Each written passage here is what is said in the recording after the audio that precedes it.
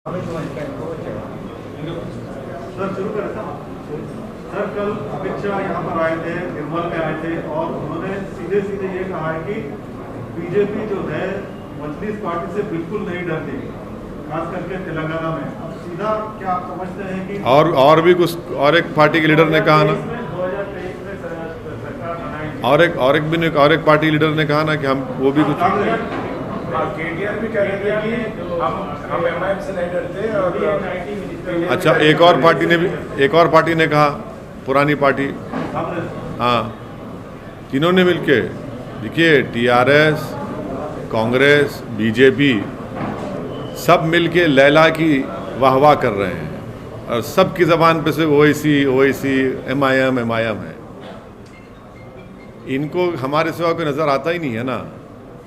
क्या बात है यार, अच्छी बात है, चलिए, मगर इनको हम इन तमाम को बोलना चाह रहे हैं कि हम भी किसी से नहीं डरते, हम सिवाय अल्लाह के किसी से नहीं डरते, बस। और क्या है, पॉलिटिकली क्या आप समझते हैं कि बीजेपी जो है आपको टारगेट करके पॉलिटिकल माइलेज ज़्यादा देगी? देखिए अमित शाह साहब को, होम मिनिस्टर को बड़ी तकलीफ़ है कि वो हमारे कॉन्स्टिट्यूंसी में आए थे, चार मीनार के दामन में आए, दोनों वार्ड लूज़ कर गए। उत्तर प्रदेश के मुख्यमंत्री को हमारे कॉन्स्टिट्यूंसी में 4 घंटे फिराया, कुछ फ़ायदा नहीं हुआ, हार गए। तो उनको वो बड़ी तकलीफ़ है, इसीलिए वो अपनी तकलीफ़ का इजहार कर रहे हैं। दूसरों को भी तकलीफ़ है, तो हम भी किसी से नहीं डरते। ये बार बार ये लोग डर की बात क्यों करते? डरने की बात, डेमोक्रेसी में डर क्यों हो रहा है?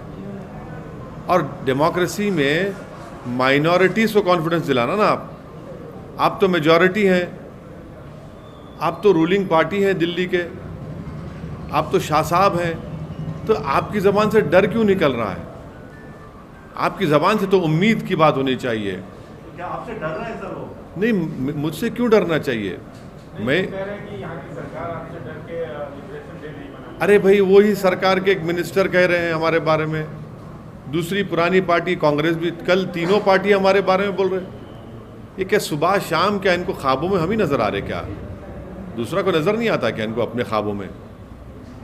सर, अमित शाह ने कहा है कि 2024 में बीजेपी तेलंगाना में सरकार बनाएगी और ऑफिशियली लिबरेशन डे मनाएंगे, तो आप उस पर क्या कहना चाहते हैं? क्या बीजेपी यहाँ पे सरकार बना सकती है?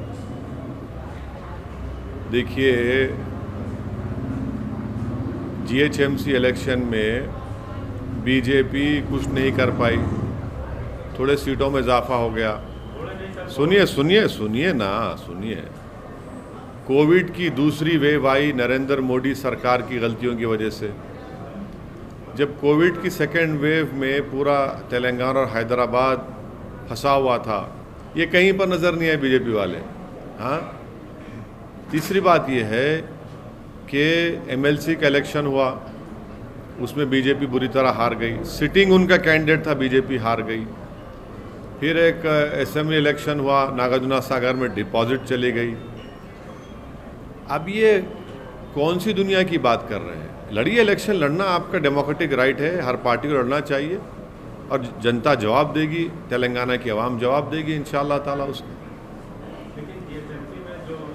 देखिए, जीएचएमसी में ये बीजेपी की विक्ट्री, एक पायरिक विक्ट्री बोलते हैं अंग्रेजी में उसको, पायरिक विक्ट्री, वो थी वो।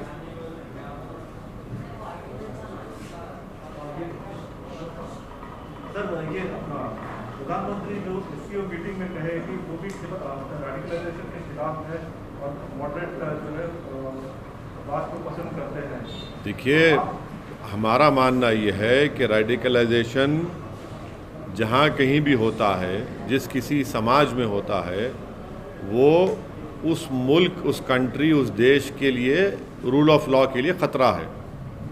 हम प्रधानमंत्री से ये जानना चाहेंगे कि कानपुर में एक 10 साल की लड़की अपने बाप को बचा रही थी, एक मॉब जमा होकर मार रहा था उसको, वो क्या रेडिकलाइज नहीं हुआ मॉब? वो एक आदमी चूड़ियाँ बेचता है तो उसको चूड़ियाँ बेचने की इजाज़त नहीं है क्योंकि उसका नाम मुसलमान है, क्योंकि वो एक मुसलमानों में ओबीसी मंसूरी बरादरी से उसका ताल्लुक़ है, उसका ताल्लुक़ चौरी चौरा के बुज़ुर्गों से।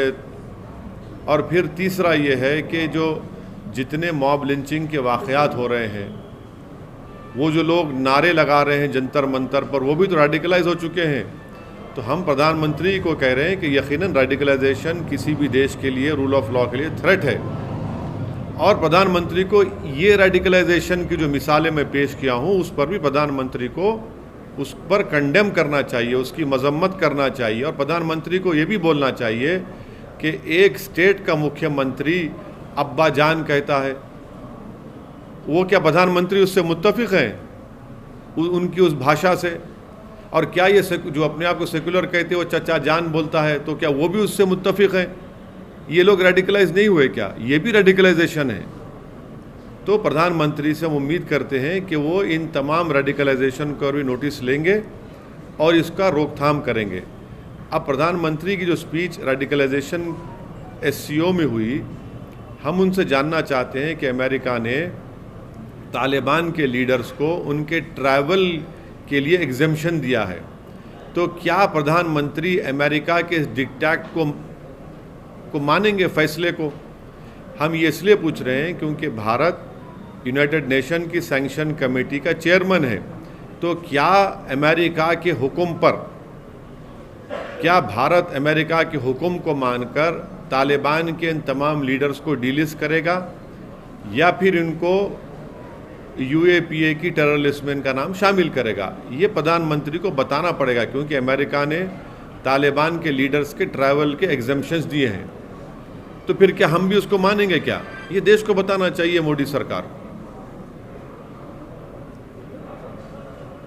सर, ये चाचा जान की बात कर रहे हैं, तो हाल ही में राकेश टिकैत ने आपके ऊपर भी टिप्पणी की थी कि चाचा जान जो है सपोर्ट कर रहे हैं BJP को, लेकिन आपने तो पहले फार्मर्स के पक्ष में बोला था, फार्मर्स स्ट्राइक के। तो क्या ऐसी बात हो गई कि राकेश टिकैत? नहीं, आज भी मेरा मानना ये है कि जो फार्म लॉज बनाए गए वो भारत के संविधान के, भारत के आइन के ख़िलाफ़ है, और वो किसानों के मफाद में नहीं है, बल्कि वो बड़े इंडस्ट्रियलिस्ट को उससे फ़ायदा पहुंचेगा।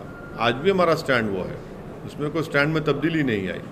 राकेश टिकैत ने जो आपके, अब देखिए ऐसा है ना कि ये इनका माइंडसेट है। इनको लगता है कि मुसलमान को इस तरह से पुकारो, तो चाहे वो उत्तर प्रदेश के मुख्यमंत्री हों या ये मौसूफ हों, ये इनकी मानसिकता को, इनके माइंडसेट को का इजहार करता है, जिसमें मुसलमानों से कूट कूट कर नफ़रत भरी हुई है। तो मुझे कोई फ़र्क नहीं पड़ता, ये देश देख रहा है, उत्तर प्रदेश के मुसलमान इसको सुन रहे हैं, देख रहे हैं, और इसको अंग्रेज़ी में कहते हैं डॉग विजिल पॉलिटिक्स। उर्दू में तर्जुमा करेंगे तो कुत्ते की सीटी की सियासत इसको कहते हैं। इसी में ये इंडल्ज कर रहे हैं और ये देख रहे हैं लोग। तो राकेश टिकैत के बारे में आप बोल रहे हैं कि वो भी मुसलमानों से, देखिए जो इस तरह की बातें करते हैं, इस तरह के शब्द का इस्तेमाल करते हैं, वो सिर्फ मुसलमानों के खिलाफ इस्तेमाल करते हैं ना।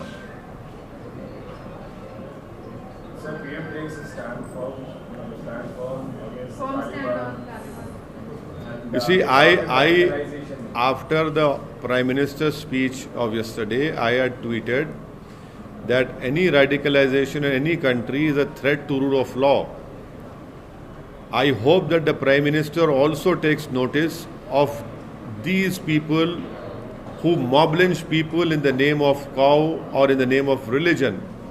I hope that the Prime Minister is informed about what happened in Kanpur when a 10-year-old Muslim girl was trying to save her father from a mob which was beating her father just because he happened to be a Muslim. I hope that the Prime Minister has taken notice of what has happened in the capital of our country at Jantar Mantar, wherein a mob assembled and raised slogans about annihilation of the Muslims. This is also radicalization. The Prime Minister, I'm sure, would disagree or agree, I don't know, when the Chief Minister of the biggest state of our country says Abba Jan.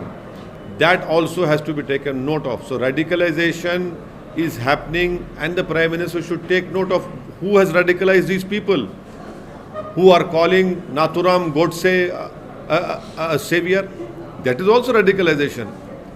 And also I want to know from the government of India, headed by our Prime Minister Shri Narendra Modi, that now the United States of America has given exemption to Taliban leaders for their travel. It has given further exemption. Will Narendra Modi's government follow the diktat of the US government in allowing exemption that has been given to Taliban? Because the Prime Minister has rightly said that the Taliban is radicalizing. Now, as the chairman of the UN Sanction Committee, will India delist Taliban or will continue with that listing of them as terrorists? And if that is the case, then the government should ask that Taliban should be put in the terrorist list under Unlawful Activities Prevention Act. I hope that the Prime Minister will respond to it and their government will respond to these two things.